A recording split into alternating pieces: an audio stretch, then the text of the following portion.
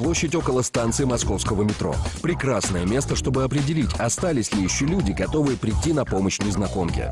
Наши скрытые камеры и Денис будут следить за происходящим. Наши актеры – два парня и девушка. Молодые люди грубо к ней пристают. Девушка? А девушка? Номерок можно? Может, познакомимся, а? Нет, я не знакомлюсь. А мы знакомимся, просто вы тут стоите такая симпатичная, и мы думаем, а вдруг вы знакомитесь, а? Так выделась. Кому такая красота принадлежит? Я жду друзей, ребят. Слушай, сзади тоже ничего. Ну да, ничего так. Меня Володя зовут. Меня Максим.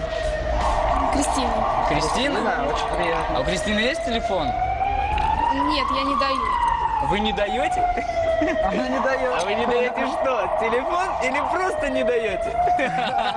Что надо? Пойдем от тебя надо? Прогуляемся куда-нибудь. Не надо меня трогать. Да ладно, что ты? Да, Хватит, что стой, ты нет. так стесняешься? Пойдем прогуляемся. Пойдем прогуляемся. Ну не надо меня трогать. Слушай, я не люблю дважды повторять и не люблю, когда мне отказывают. Может, пойдем все-таки по-хорошему, а?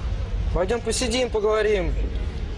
Ну пойдем, пройдемся. Пойдем. Этот мужчина отрывает глаза от своей газеты, оценивает обстановку и, видимо, решает, что ничего особенного не происходит. Но даже когда девушку грубо хватают и куда-то тащат, он не изменяет своей позиции стороннего наблюдателя. Наконец, находится парень, готовый помочь.